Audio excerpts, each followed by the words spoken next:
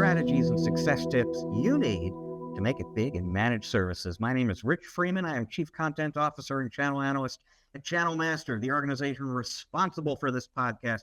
I am joined physically side by side for a change by your other co-host, our Chief Strategist at Channel Master, Erick Simpson. Erick, how are you? And where are we? Well, Rich, to be candid, I'm a little tuckered out because we have been here in Atlanta, Georgia at CompTIA ChannelCon 2024, and there has been a lot going on. The stuff that tires you out at the ChannelCon event is the stuff that makes this an event such a great one and important. Just lots and lots of people to talk to, lots of vendors in the expo hall to learn about, amazing sessions. And in fact, we have got an interview segment coming up for you live and in person with Carolyn April, a part of the research team at CompTIA hosting this event here. She did a panel earlier today about channel relationships. We're going to get into that, some other issues with her. So we're going to bring a piece of the CompTIA ChannelCon experience to you on video and audio, folks. Until then, Erick, let's just dive into our story of the week. And it's a little bit different. I am going to reference two different articles that I have posted on my blog, Channelholic, which you can find, folks, at channelholic.news. Two separate pieces that I think are related in a particular way that I'll sketch out, and then I'm very curious to get your perspective on my theory about this. So a few weeks ago, I wrote an article on Channelholic about IoT. Because from my standpoint, as somebody who's been writing about the Internet of Things for years, for the longest time, it was this sort of whiteboard concept. The analyst organizations were saying this is going to be $1 trillion industry in 3 years' time, and it just never actually turned into something real. And as I talk to distributors and to vendors and people who play in the Internet of Things, just within the last 6-12 months, they're all saying, oh no, this is actually a real thing now. Partners out there are selling Internet of Things solutions. And so I wrote a post about that and about why MSPs might want to look into that IoT opportunity and get into it when there's still an opportunity to get into it early. I'm not going to tell you that it was a dud, Erick, but judging by the traffic numbers, this was not the most compelling topic I've chosen to write about for my audience in recent weeks. It just didn't seem to generate a lot of attention. Now, as we're talking here, I am about a day away from posting another story that's going to be about blockchain, a technology everybody has heard of, and there are all sorts of, there's all sorts of talk and buzz and theories about what people can do with blockchain. And that one isn't quite as close to actually being a money-making opportunity immediately as IoT is right now. But I did an interview with a CompTIA member named Curtis O'Neill here, who is very progressive on blockchain. And he is right on the verge of going to market with some solutions that take advantage of blockchain in one way or another for security purposes or validation, authentication purposes. And I mean, he pointed out, don't think about blockchain anymore as tomorrow's technology. It's here now. Microsoft, Google, they are using it all over the place. They don't necessarily showcase it, but they're using it. And Google in particular has a managed blockchain service that anyone can tap into. If you don't know the first thing about blockchain, but you kind of like the utility and the use case, you don't have to learn and you don't have to manage it. You can just sort of sign up and they'll take care of all that back end stuff for you. Haven't published that post yet. I'm going to be interested to see what the traffic numbers look like. I have a hunch, might not be huge.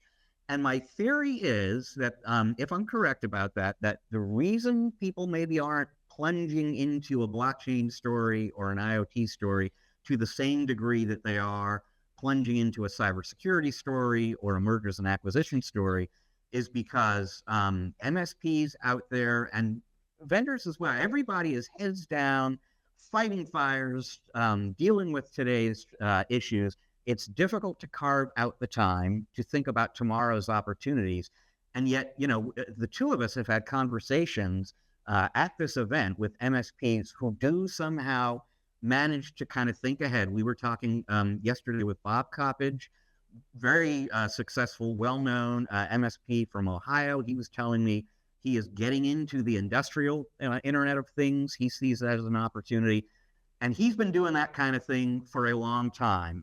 Corey Kirkendall, 5K Technical Services, was speaking here at the event about what his company is doing in AI. Not theoretical. He's selling stuff there. He is getting there before his competitors do. It's not easy to carve that time out, but I think the reason why I have a harder time selling my readers on paying attention to IoT and things like blockchain is because it's just hard for them to carve out the mental energy to do that. But I also worry that puts them at a long-term competitive disadvantage. Well, Rich, my first thought is thank you for writing about things that very few are writing about, right? You're seeing these stories and these opportunities. Everybody's writing about cybersecurity. Everybody's writing about AI, right? IoT, as you mentioned, it's kind of like, oh, it was this groundswell. We had all these, this guidance early on that said, hey, IoT, RPA, AI. Now we're hearing, all about the opportunity for users and employees and staff and that whole workforce optimization. You and I were having a chat over a drink, I think, and you were sharing with me an application that you started using that helps improve or track what people are doing from their apps, not like Big Brother thing, but it's really helping you see things in a different way and how it might be applicable to end user customers, to MSPs and things like that.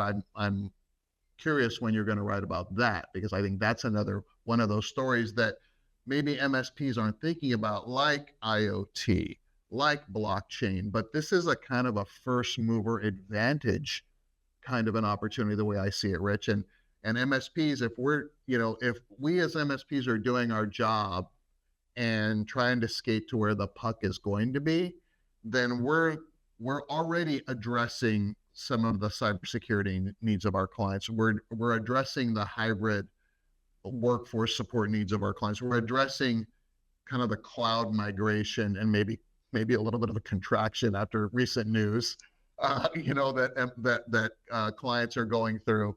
But what are we doing beyond that? What is the next hill?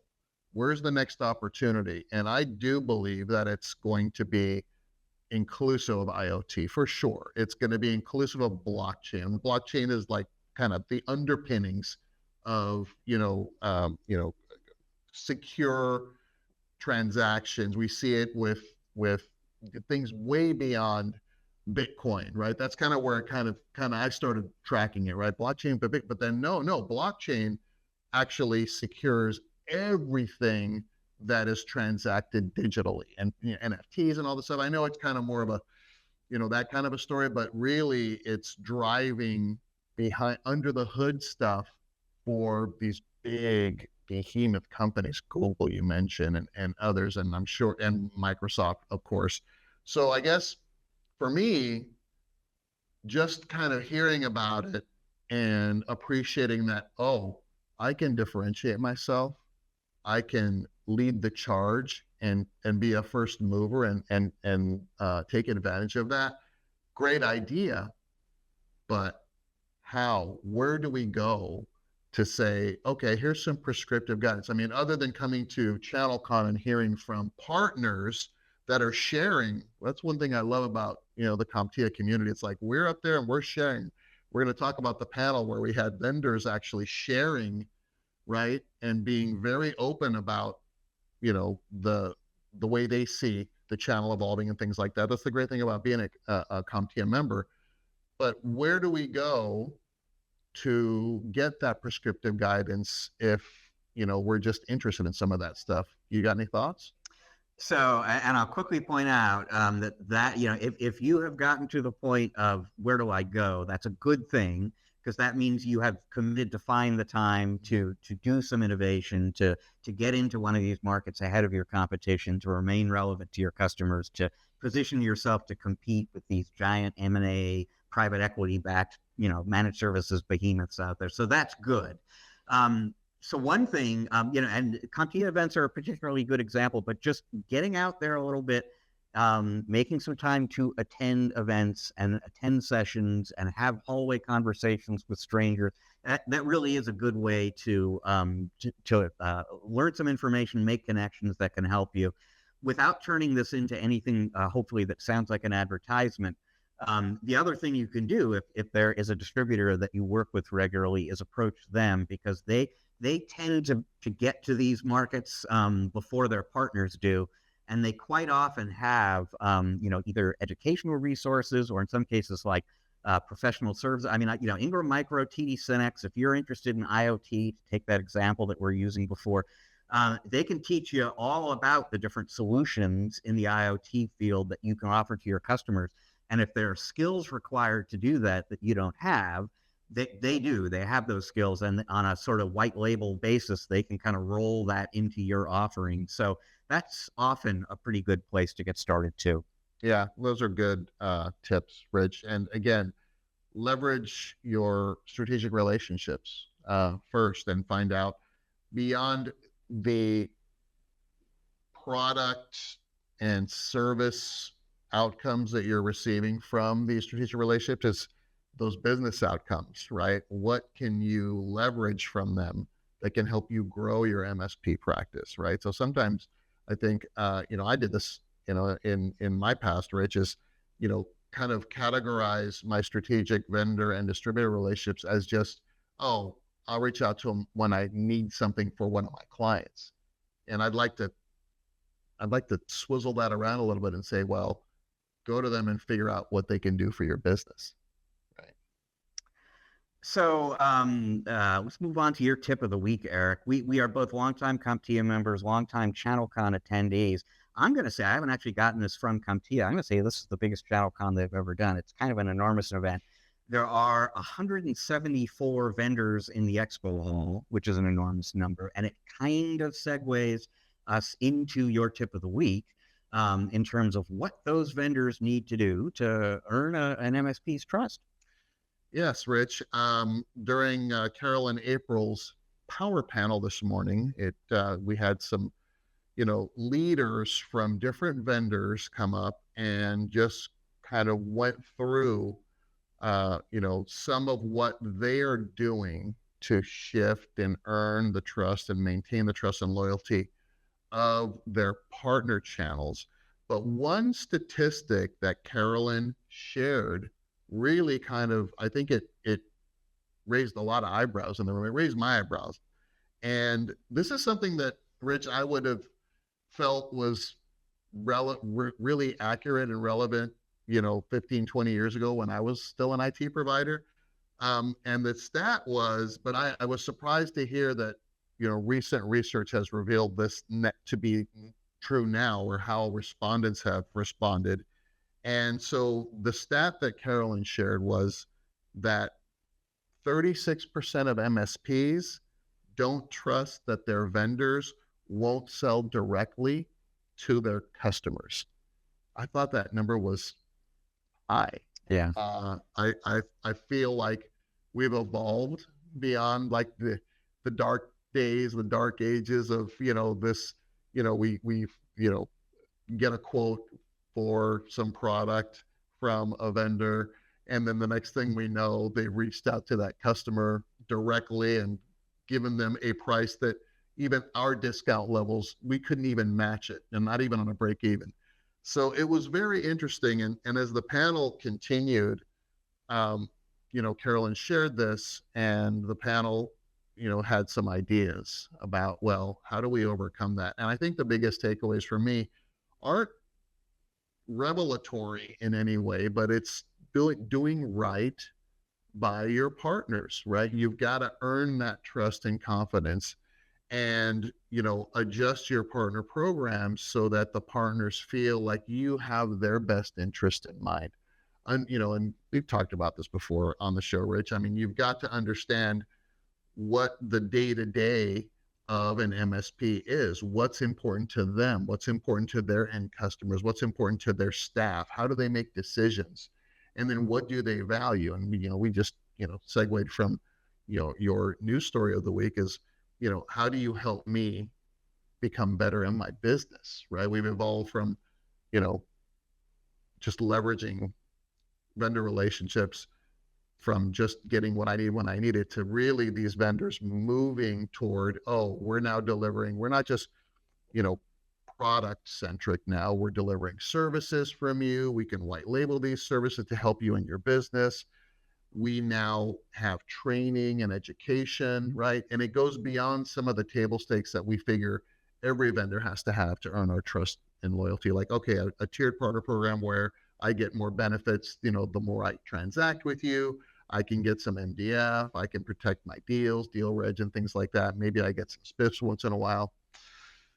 At some point, those are just like the basic table stakes, but now it's like, how can you help me in my business beyond these things, the things that we were just talking about? So, and I think the other thing that came from this panel discussion, Rich, that I took away was MSPs also have to do their own research and engagement with their vendor partners and not listen to what somebody might be spewing on, fill in the blank social media, right?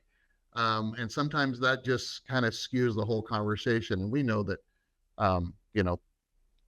it can get it can get really nasty sometimes in some of these platforms. But do your own research, kind of look at the vendors that you're partnered with, build those true relationships, establish trust, contact partners that you trust directly and ask them, hey, who are you using? Are you finding this? And, stay off of the social media, attend these vendor events, ask questions of the leadership. And then once you're in, then partner together so that you can overcome this trust confidence issue. What's kind of interesting and scary about that 36% statistic that you cited there is I guarantee you nowhere close to 36% of MSPs out there have had one of their vendors take business direct. I just don't, like you were saying, I don't think it happens very often anymore. And so what's scary about that is about a third of MSPs out there, even when the vendors tell them we don't do that, about a third of MSPs don't believe it. Yeah. And so it just gets the words earn and trust get thrown around together a lot, but that's for good reason. Trust is something that must be earned. And as you were saying, it's something that the vendors in particular have to earn with respect to their MSPs, and they have to do it by doing, not saying. And so it's how you do business. It's the resources that you offer. It is the consistency. When you make a promise, do you keep it or not? If you do, that's going to help you earn trust. And if you do earn an MSP's trust, you can almost get on the flip side of that equation where you can actually tell an MSP, we do go direct, but only when we're selling to businesses with 10,000 or more employees or something like that. Like we're never going to compete with. And if you've earned an MSP's trust, they're going to be okay with that because they believe what you say when you say it. And so, yeah, absolutely. What that statistic means for vendors is you need to be aware of the fact that there are a lot of skeptical MSPs out there. You need to be working every day diligently to earn their trust. And the scary thing about earning trust is it takes a long time to do. It takes an instant to lose trust. You make one mistake and you got to start all the way back at square one again. So get to work, earn that trust, keep that trust. So that this sort of issue about am I competing with my vendor isn't an issue for you. And when you're doing that properly, you'll build a groundswell of partners that will provide you testimonials and case studies and be on your panels and on your webinars and things like that so that you can use that to kind of, overcome this sentiment that may not be based in, reality in some cases. So you've been referencing a panel that was moderated by Carolyn April, who is part of the research team here at CompTIA. She is also our interview guest on this episode of the show. Eric and I are going to take a quick break here. When we come back, we will be joined by Carolyn April for a conversation about the panel that we've been referencing and some other things going on the channel. So stick around, folks. We will be right back.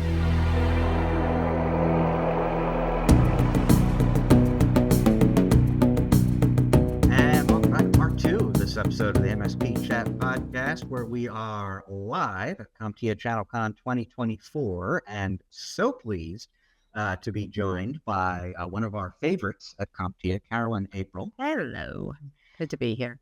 So just a few hours ago, as we're recording this, she led a panel discussion on evolving channel relationships, and so we now get an opportunity to dive into that topic with her, talk about some other trends she is seeing in the channel.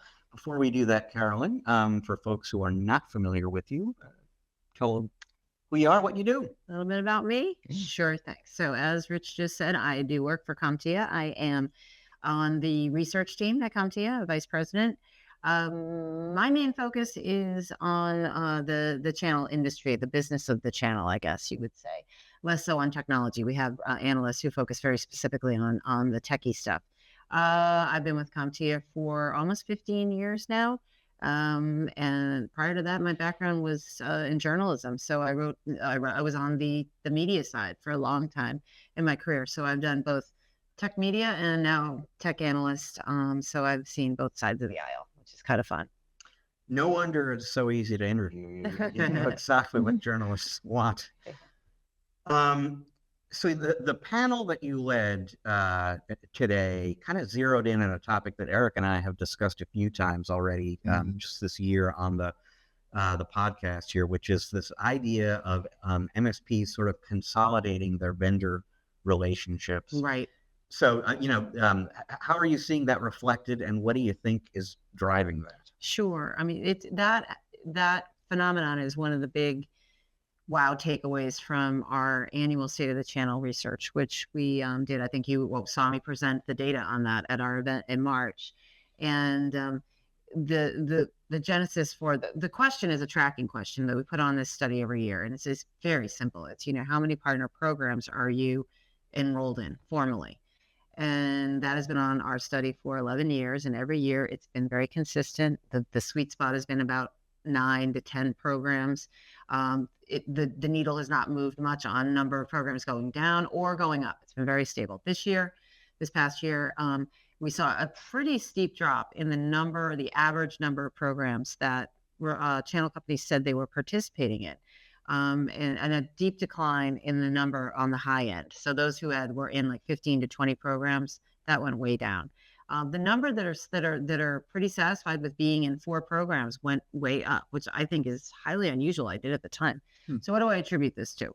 I think the business models of a lot of channel companies have been changing. So the number of vendors that they've needed to work with has been reduced, namely because a lot of these vendors are working in the cloud. They're selling their wares over marketplaces today. Channel firms are focusing on services. And one of the other big trends that we saw this year in the State of the Channel was that move to really doubling down, tripling down on a services oriented business for a lot of channel companies, which kind of abstracts them from the tight alignment with formal partner programs of specific vendors. They're focusing on the consulting work they may do, the integration work they may do. They may be simply doing work around helping customers figure out what they should buy, but not necessarily being part of that sale. So we see there are many channel companies today who are just getting themselves out of that initial transaction altogether. And as such, then they don't necessarily need to be in that product partner program with a vendor. And they're opting instead, as I've said quite a bit, for quality over quantity. And what we're seeing is in going with fewer vendors, the satisfaction rates have gone up. A lot of partners are happier with working with fewer vendors. I believe they have more meaningful relationships. They're probably making more money because they're focusing very specifically on those particular vendors' products and can give their all, dedicate some salespeople, dedicate the marketing, dedicate their technical folks, as opposed to trying to spread themselves thin over 20 different vendor relationships, which, as we know, never really happens equally. You end up focusing more on fewer anyway, and then just being enrolled in these programs that you never take advantage of. So you might say, hey, I've got 20 vendors that I'm in programs with, and really you are only focusing on maybe 5 of them very every day as strategic vendors. Maybe this year's data was just finally coming out of the woodwork with that and saying this is how it actually has been. Now we're admitting it too, and we decided to drop these 6 programs or 7 programs that we don't get anything out of. Well, Carolyn, I found it telling when Rob Ray mentioned during the panel this morning that they're not using the term distributor anymore, right? He said, we're dropping the D. We are now a marketplace, right? Which I thought was very telling. So in your opinion, to what extent are distributors a factor in this story? And what are the implications of that trend for vendors? Yeah, I mean, that was funny when Rob said that. I think my interpretation was that for those viewers out there, Rob works for Pax8, which I guess you could describe as new age type of distributors, the newer cloud-based distributors that have evolved over the last, 5 to 6 or 7, maybe 10 years now. And I think my interpretation of what he meant was that they are trying to separate themselves from the more traditional broadline distributors that you think of, who are perfectly wonderful, and they've been doing their own evolution as well, the Ingrams and Synex Tech Datas of the world. But I think distribution has really evolved, and that includes Old Line and Rob's outfit in that they are playing in this cloud-based world a much more integral part of the partners' journey with respect to how to put together solutions, how to find pricing and at the best levels they can, and how to almost deal with vendors who are abstracted from them. As opposed to, I think, distributors now are really the relationship for a lot of channel partners. They're the relationship as opposed to working with whoever your channel executives are on the vendor side. The vendor's even more removed in a primarily cloud-based type of business model that we're all kind of working in. And so distributors have had to step up and evolve their models. And I think for a lot of channel companies, that's the go-to relationship nowadays versus whoever they might be working with the vendor. And I see that continuing into the future. So I get where Rob is going with that. The role of distributor is multifaceted now. It's a lot more than pick, pack, and ship, as he said, which was very hardware oriented back in the day. And I think today distributors play a role in helping customers navigate the 8 million SaaS solutions that are out there, and figure out what's right. And it's impossible today for a partner, I believe, with the number of applications that are available on marketplaces to even scratch the surface of understanding who these vendors are, knowing who some of these vendors are. And distributors have a very unique role where they can sort of help negotiate that, facilitate that, for maybe even boil it down. So if you have, you think about going to a chain restaurant with a menu that has 8 million pages and you're like, oh, this is overwhelming. A distributor has the ability to take that menu and make it the fine dining menu that only has 10 things on one sheet of paper, much easier to navigate, and present that to the partner to help them make decisions about what's best for their customers. I love that analogy, like the Cheesecake Factory menu versus your fine steakhouse. It's just like, this is what we're serving tonight. Yes, correct. Sometimes fewer choices. Well, there's been Malcolm Gladwell did that famously. I think he said, when there's too many choices, which some people think is a wonderful thing, people lose it. There's inertia takes hold and no one can make a decision. Too few choices, then you're not giving them full array of options. But there's a sweet spot for the number of choices. And I think that fine dining menu, to use that analogy, is a good sweet spot. Cheesecake Factory Channel. We've got our episode title. There you go. Got it. Perfect.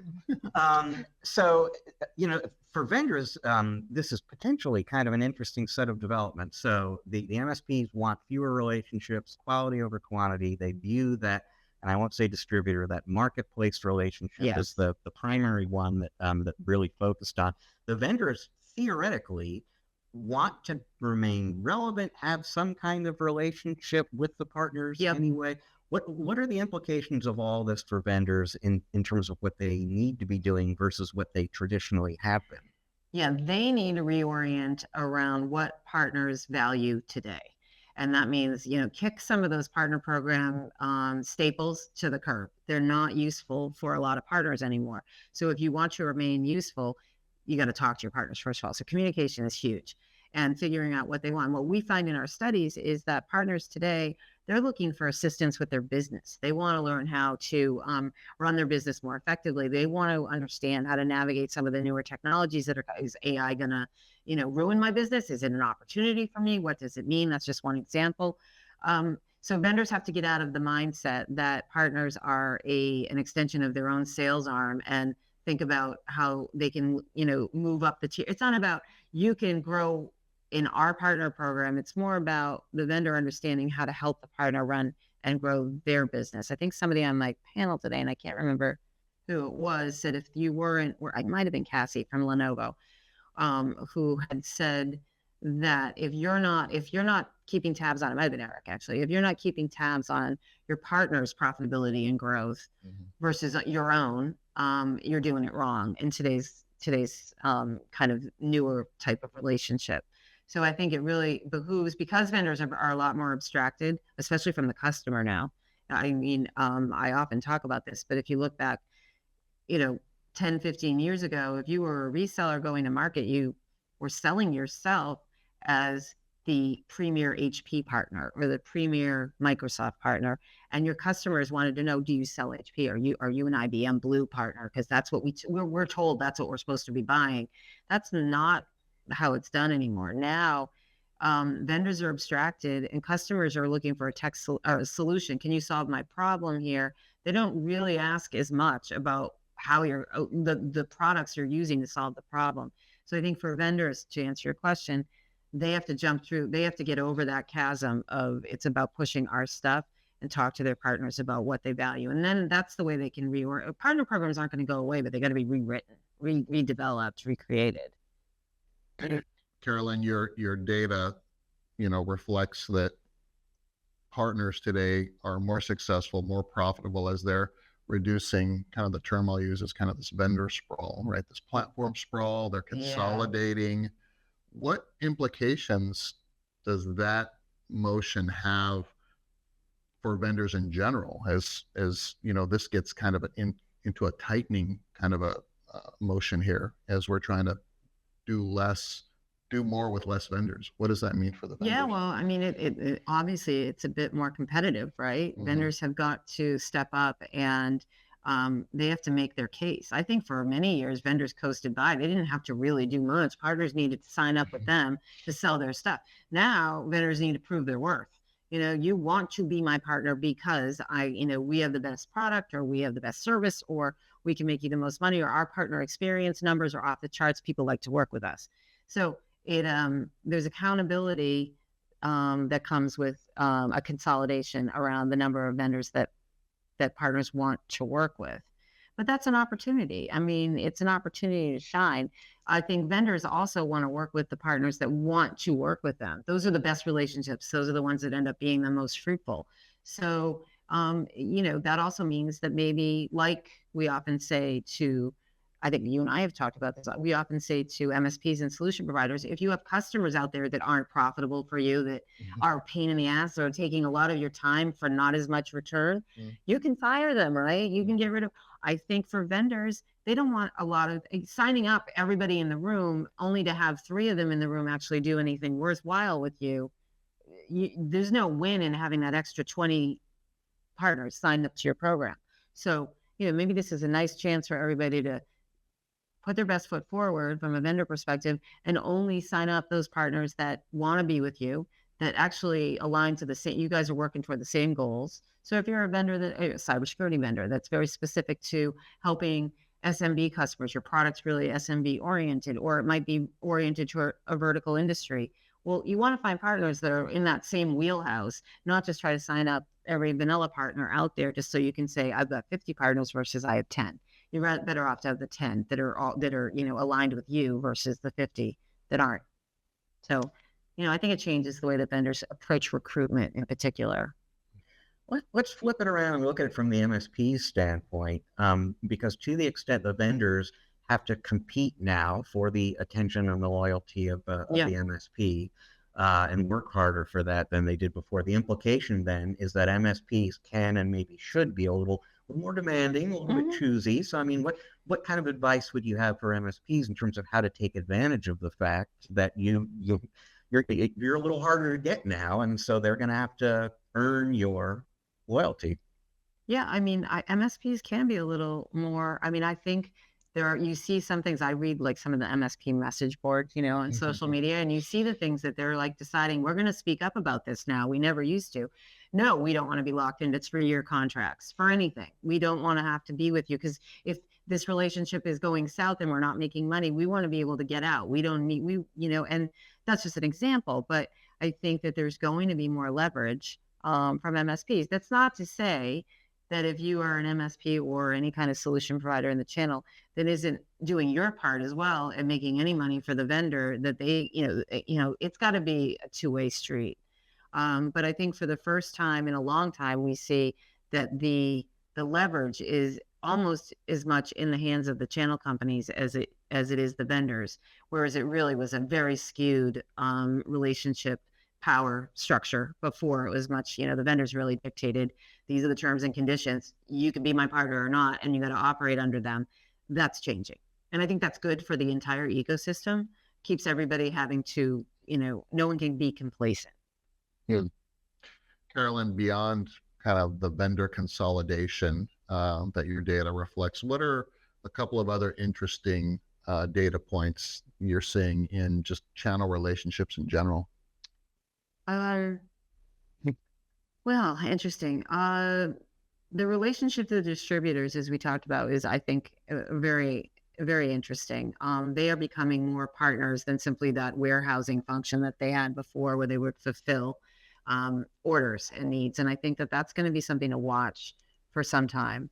I think the number of channel companies that are really getting into services as the main source of revenue for them, and less and away from products, changes all relationships.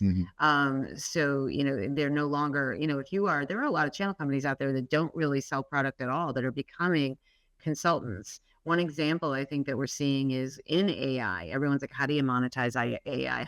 What is the channel going to sell? And I think the jury is still out there in terms of products. However, what I'm seeing is a little cottage industry popping up around channel firms who are saying, I don't know what we're going to sell. I don't know how we're going to make money like that, but we're going to structure, we're going to be a consultant that helps customers kind of navigate what their AI strategy might be. And they're purely making money off doing that kind of consulting work.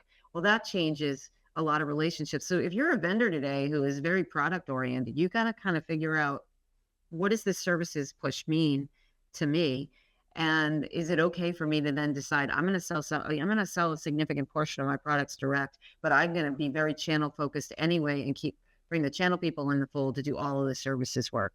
And does that relationship dynamic work? I think it can. I think it does. There are examples of it out there today where you don't have to, as a channel firm, eschew a vendor entirely because they sell direct. They might not be your enemy for selling direct anymore. This is the transaction. Now you come in and you go ahead and do all of the work for us in and around that transaction. And that's a very symbiotic relationship, I think, that does work. I have just a quick aha moment as we're talking, and you and I have talked about this in the past. Where we talk about MSPs maturing to a point where they're no longer delivering technology outcomes, but they're delivering business outcomes to their clients. Yes. I just heard you say that that's what the vendors and distributors are moving toward doing, not just delivering technology products, but they're delivering business services and business outcomes to the MSPs. Yes, ding, ding, you're ding. right. Yeah, so it's similar when you hear the term customer experience, then there's partner experience, and then there's employee experience. Like, it bleeds through all of the layers, and it's very true. Partners today are looking for vendors who can help provide a business outcome for that, help them with that goal. They no longer want to be judged on the volume that they sell, the quotas that they're meeting. Those sorts of things seem very old school, very passé. It's not to say that hardware is not part of the channel anymore. It is. But I think that the way that hardware sales work these days is very different than it was 20 years ago when it was, you know, moving boxes entirely. So business outcomes is going to be another big theme going forward. Yeah. We want to take advantage of our access to you to ask some things beyond the panel. But before we move on to that, one of the things I like about moderating panels is I'll always go in with a set of expectations. You know, I've got questions and I'm pretty sure I know what people are going to say in response to those questions. And then there are usually a few surprises along the way. Right. So did anyone say anything? Did anything come up today that surprised you at all? Let me think about that.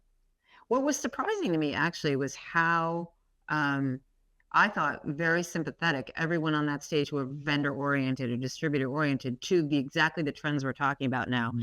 There was a sense that they got it. And a lot of times you can sometimes talk to, especially executives who've been in the business for a long time and they're not getting it. And I felt like everyone on that stage sort of had a sense of, we get it. We don't have as much power in this structure anymore. This is the ecosystem is very much leveling out in terms of who holds the cards. And I thought it was wonderful that it really came around to the concept of collaboration. Like, we're all in this together. This truly is an industry where we're all kind of working toward, despite the fact that we all want to make money and we're all, capitalism is great and all of that here. And nobody says that, you know, this is a fully socialist situation we're in. However, they all said, the reality is there are things going on with technology today and implications that behoove all of us to kind of work as a collective. And I thought that was a good takeaway for all. I've done many panels, and what was wonderful and a takeaways, nobody was up there trying to outshine someone else in terms of, I work for a better place or I have a better technology. And it was really about kind of some thought into the industry itself. And then getting away from the big D, you know, I mean, Ray said that. And the fact that we aren't really sure how we're going to deal with AI. And I think, you know, I like the acknowledgement of that, because I'm somewhat tired of talking about AI, only because I don't feel like we have any answers now. But as the panelists all said, you can't not talk about it because it is going to be a transformative thing in our industry. But let's all do a reality check that we don't really know how transformative, how we're going to make money, what the answers are today. So we could all just admit that we maybe don't know, and that's okay. You know, super quickly, it occurs to me that like even before TD SYNNEX was TD SYNNEX, Tech Data was saying, don't call us a distributor anymore. We're a solution aggregator. Yes. I wonder if anyone answers to the term distributor anymore at this point. I don't know. I use it, and now I'm feeling a little chastened, you know. Yeah. But, you know, I've been around long enough that we've been debating what to call channel companies. They were VARs, and now they've been stuck in solution provider mode. And then you just change the name. And finally, I'm like, let's just give up on this. Like, you know, it's kind of, so I don't know. I think everyone knows what you're talking about when you say distributor, I think. But for some reason, it has gotten that sort of like 4-letter word, dirty word, you know, tarnish to it. And I don't know. We'll let Rob Ray lead the charge on nomenclature. Yeah, agreed. Agreed. So, Carolyn, you know, setting AI aside, because I'm with you, and I think Rich is as well. Is like, we really don't know what this is yet, but it's being integrated into everything that we do, even our operating systems on our laptops and things like that. But beyond AI and beyond channel relationships, what other trends are you keeping an eye on? What are you seeing, you know, in our industry that you could share? Well, I think workforce is going to be big, and that's a big thing for CompTIA. So, you know, skills gaps are still a major issue for a lot of firms in the channel, in the industry in general. What skills are going to be important is changing. So evolving along with those skills, but also being able to fill fundamental skills gaps that still exist. So I think how companies are addressing their workforce, it's a very competitive marketplace. Unfortunately for the channel, a lot of potential candidates for jobs within the channel are taking jobs elsewhere because other industries can pay them more, you know. So every company has technology experts on staff, whether that's in healthcare, manufacturing, retail, you name your vertical. And so for a small MSP has to compete, for that talent with companies that can definitely outprice them in terms of salary. So I think, not to give you a negative trend, but I think workforce is going to be a challenging area going forward. I think how the channel deals with ongoing cybersecurity is going to be another huge one. I think we can't really ignore cybersecurity as something that cannot be ignored.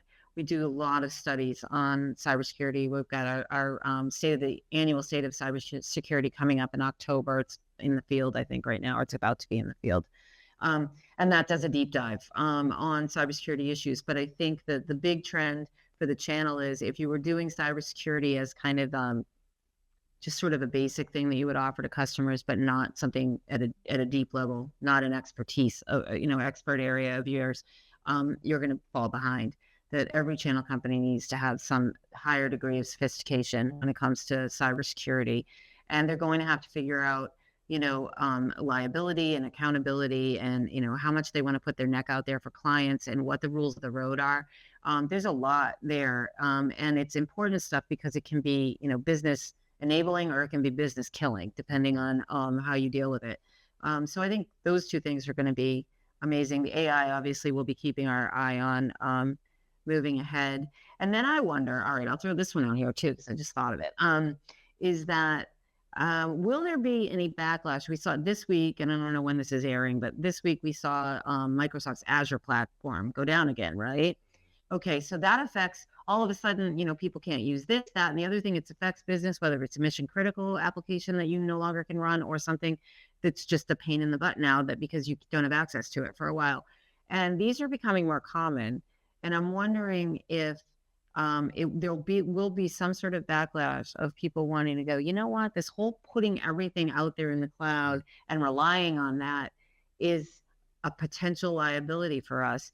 And will there be any pullback to on-prem type of treatments? And that would affect the MSP space very strongly. Will customers say, you know what, I don't want, let's keep it all in our four walls, and I wonder where that's going to go. I thought about that a lot this week, is that people, if they're going to be more and more downtime or outages, people may not believe in the reliability anymore, or be worried about the security of their data, or whatever it happens to be. And we may see a little mini backlash happen, and we'll see.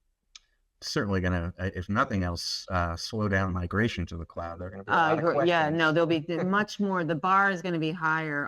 The checklist of, before we sign on and do this, you need to pass all of these checks here. Yeah, I agree. So another trend out there in the channel that I happen to have been writing about a fair amount recently in my blog is that there are already some really big MSPs out there, offices all over the country, right, enormous resources. There are actually even bigger ones that are just beginning to show up as some of these MSP roll-ups actually begin to roll up among themselves. Is there anything you're seeing in the research? Any thoughts you have just of your own in terms of what that trend means potentially for the smaller MSP? It could be good or bad. I mean, there are lots of it. We do a few questions about M&A activity in the MSP space on our study, and there are plenty of MSPs, small ones out there, who are working on their own exit strategies. So some of this consolidation could be a boon to them. It's like, I need to sell my business. Look at this consortium of MSPs that are together. I think that's what you're talking about. Some of these larger MSPs that are all, and there is a potential buyer. And then there is also the downside of formidable competition. For smaller MSPs, just aren't going to be able to compete with some of these big guys. However, the way I view it is they're very different lanes. I think for a lot of these smaller MSPs, their clients are small, and they're unlikely to be the ones doing business with some of these larger MSPs. And if you can stay in that kind of smaller local lane, you'll be okay. A lot of the smaller businesses too are more in the lifestyle mode in terms of growth. So they're not looking to grow gangbusters in terms of their revenue. And therefore the competition factor is not as frightening for them, of these larger MSPs.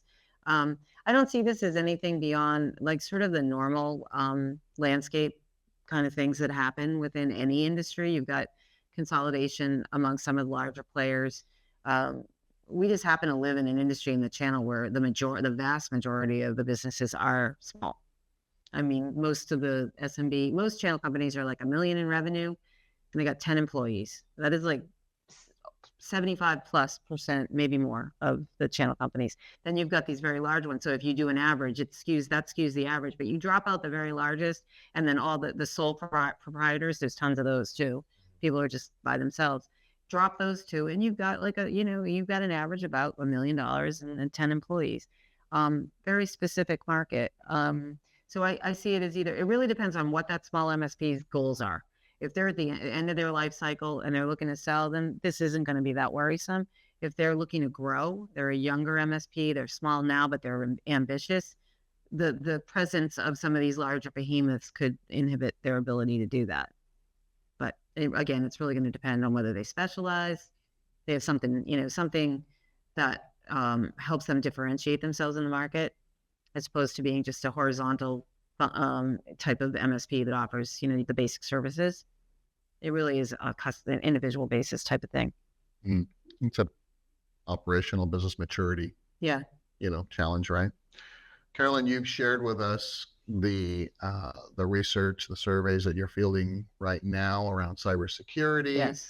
You're keeping your eye on AI. Would love to see some research on that. I mean, because nobody's got any answers yet. Nope. What other research is on CompTIA's agenda coming up? Sure. Well, I just completed data collection on a study of vertical industries, and as it relates to skills development and workforce issues. It was of end users, so this is not a channel study. However, any end user study is usually of great interest to the channel because those are your customers potentially. So if you know what's going on in their minds and the kinds of technology needs they have, all the better you can all the better to sell to them. So this was the first time we've done a study though where we're going to slice and dice it by 8 different verticals. So you're going to take a look at what's going on from skills needs, skills priorities, workforce challenges, and some basic business goals and challenges and opportunities within these 8 verticals. And I've got the data back, looking at it over it now. It's going to be really interesting. I've done a podcast on it. I'm going to produce like 8 different briefs, not full reports, but research briefs that will break out the data by each of these verticals. So if you're a channel company who is already in one of the verticals or wants to be in, healthcare was one of them, retail, manufacturing, professional services, you have an opportunity here to take a look at some data that's going to show you exactly what's going on within that particular sector. So that's coming up. That you'll see that in maybe a month or so. Some of the deliverables on that.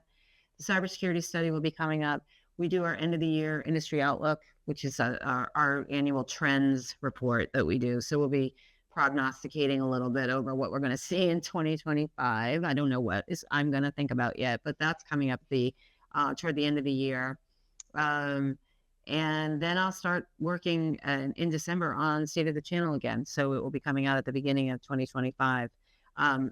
There's all kinds of smaller studies in and around there, but that's sort of the main thing that you can be looking for. A lot of crystal balls. A lot of crystal balls, yes. Yeah, so partners and vendors and distributors, marketplaces will do well to take a look when this stuff is released and maybe chart their course in the future. Well, hopefully it's useful as a guidepost for some of the companies out there. So for folks in the audience who want to read the research you've already published, keep up with the stuff you were just talking about that's on its way second half of the year, or just get in touch with you, where would you point people? Okay, so much of the content that I'm discussing, research is available on CompTIA's website. So if you can simply go to CompTIA.org, I'll drop down on the research menu and you'll be able to find everything that you need there, reports. We also have links to our podcasts and links to other things, other resources that are all there. Need to reach me, that's easy, CApril@CompTIA.org. You can email me anytime, that's fine. Love to hear from everybody out there.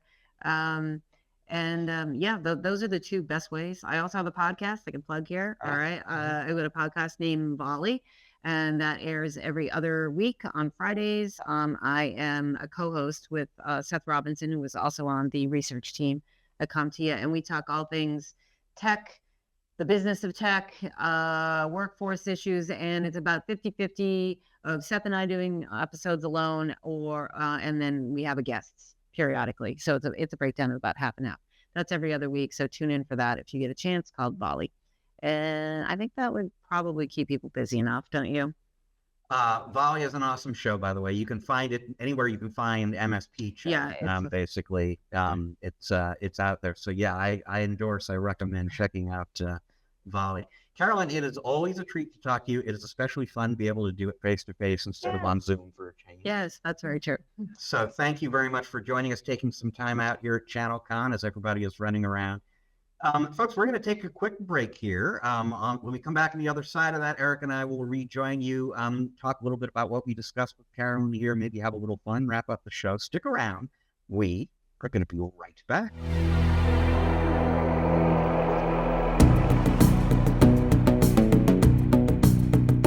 And welcome back to part 3 of this episode of the MSP Chat podcast. I really meant it when I said it, Eric. It is always a treat to talk to Carolyn. As you know, I am kind of a research junkie, and her research, CompTIA's research in general, is it's totally vendor neutral.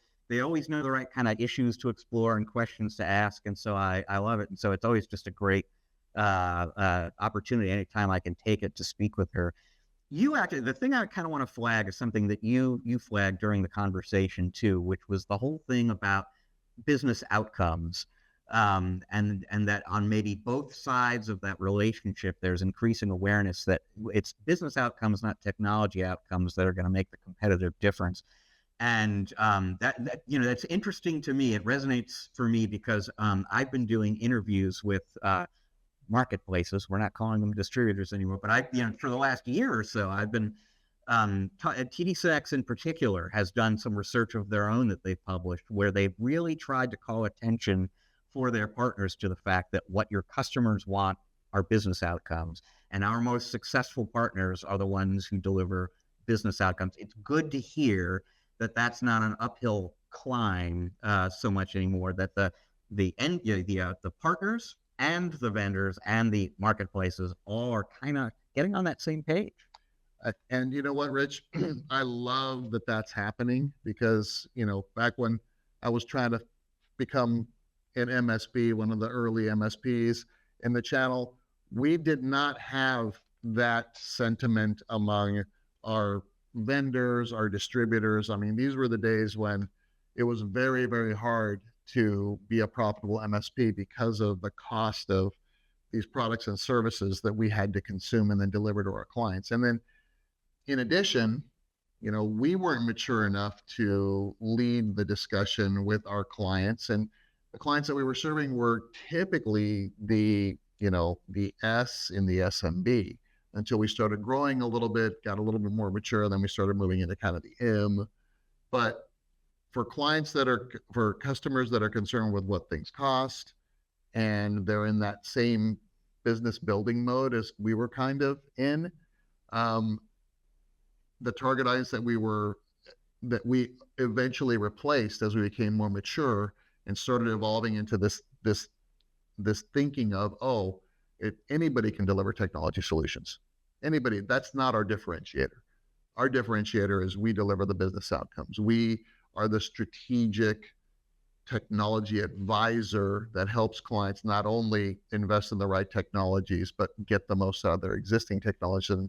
And we migrated, Rich, from a technology outcome selling kind of an outfit to kind of a business unit kind of a focus. So we kind of stair-stepped our way into full overall business outcomes. So we went from technology outcomes, then we were saying, your HR, your payrolls, your sales team, that we were rolling in solutions for those units, but they were still technology solutions at that point. And then we got a little bit more savvy as we started working with more, smarter clients than us that kind of guided us and led us through the way. Here's what we really need, right? And we said, that's the way to do it. So now that we had a lot of MSPs kind of moving in that direction, we still had some of those vendors and distributors that, they took a little bit longer to evolve to catch up with us, but they did. And so what I was hearing from today's panel and some of the research that Carolyn was sharing here. It's awesome that the vendors and marketplaces that get it are moving in that direction with partners. And that means to me that they will be more successful than vendors and distributors that aren't, and the partners that are partnered up with them will also be more successful because they're working towards this common goal. Great stuff. Very encouraging. I'm right there with you. One last thank you to Carolyn April for joining us. Folks, it leaves us with time for just one last thing. And Eric, I didn't see it myself. There was a movie within the last year or so called, I believe, Bears on Cocaine. Cocaine Bear? Cocaine Bear, was that it? I think so. Yeah. Cocaine Bear. I don't know, but I didn't see it, but I was familiar with the phenomenon. There was a movie about a bear full of cocaine. And of course, we are all familiar with the phenomenon of a shark tornado. Mm-hmm. What do you get when you combine a bear on cocaine and a shark tornado? You get a shark on cocaine, which is a pretty weird, spectacular kind of concept that couldn't actually exist in nature, except it does, because researchers in Brazil have tested sharks off the coast of Rio de Janeiro and discovered that they've got cocaine in their system. And nobody knows exactly what the issue is exactly. The theory is that drug traffickers, if the police are closing in, they'll just sort of dump bales of cocaine into the water, and sharks will probably go check it out. But yeah, folks, sharks on cocaine, at least in the vicinity of Brazil, this is a real thing. Frisky sharks. Stay away from the frisky cocaine sharks in Brazil. It reminds me, Rich, of, remember like in the early 80s or whatever, when like cocaine was the drug of choice for whoever, that was the thing. And I think I remember reading or hearing some news stories about, pretty much the majority of every dollar bill now has traces of cocaine. Right. Because people weren't doing so much of it. Now we've got the sharks. Crazy times, Rich. Crazy times. And all the time we have for you this week on the show. Thank you so much for joining us. We're going to be back again next week with another episode for you. Until then, let me just remind you, we are both a video and an audio podcast. So if you happen to be watching the video version of this show, but you're into audio podcasts, go to wherever it is you get your audio podcasts, Spotify, Google, you name it, you're going to find us there.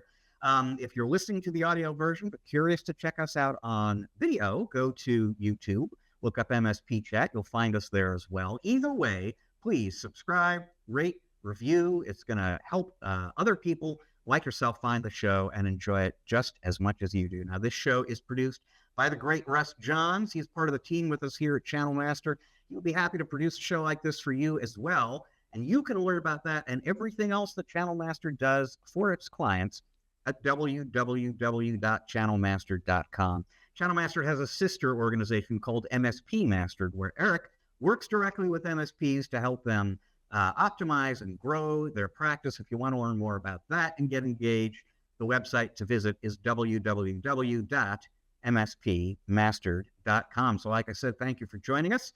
We're going to be back again in another week. Until then, let me just remind you, folks, that you can't spell channel without MSP.